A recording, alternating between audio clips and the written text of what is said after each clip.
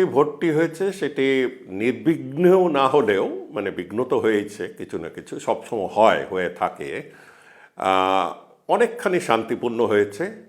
প্রচুর সংখ্যক লোক বাইরে বেরিয়ে ভোট দিতে পেরেছে, 93%, যেটা ভারতবর্ষের আর কেউ পারে না।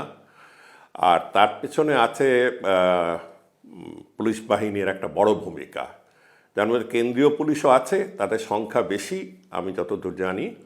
আর রাজ্য পুলিশ, সশস্ত্র পুলিশও প্রায় 1 লক্ষর ওপরে মাঠে ছিল।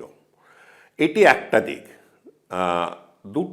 হ্যাঁ, ছোটোখাটো ঘটনা এদিক ওদিক হয়েছে, কোনো একটা দুটো মৃত্যুকে টেনে বলা হয় এটা ইলেকশনের জন্য হয়েছে, কিন্তু আমার মনে হয় যতক্ষণ না এটাকে সাক্ষ্য প্রমাণ করা যায় এর গ্রহণযোগ্যতা নেই। তো একদিকে বাংলা তার এই পুরনো রেকর্ড ভাঙল যে প্রত্যেকটা ইলেকশনে 7 থেকে 27 জন, পঞ্চায়েত ইলেকশনে 300 লোক, 250 লোক মৃত্যু, এই অভিশাপ থেকে কিছুখানি বেরিয়ে এলো।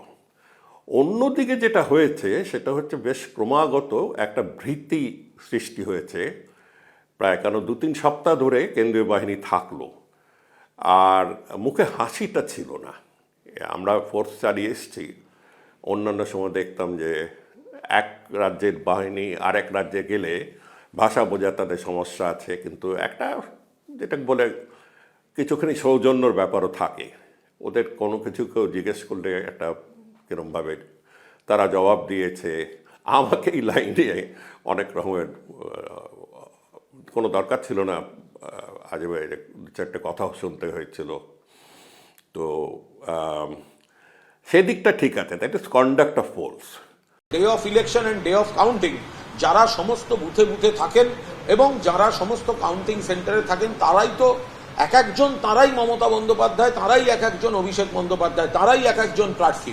ফলে ঠিক টেকনিক্যালি কি কি করার এবং এবারের বাড়তি সতর্কতা যে ইলেকশন কমিশন এবং বিজেপি মিলে কি কি চক্রান্ত করতে পারে, তখন কি কি করার আছে, এই হাইলি টেকনিক্যাল পার্টগুলো পার্টি শীর্ষ নেতৃত্ব ভালোভাবে বারবার গাইড করিয়ে দিচ্ছে।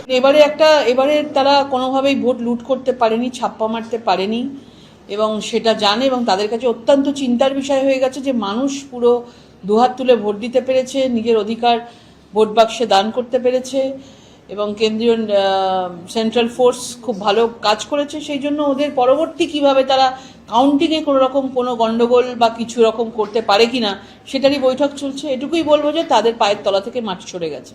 এবিপি আনন্দ, এগিয়ে থাকে, এগিয়ে রাখে।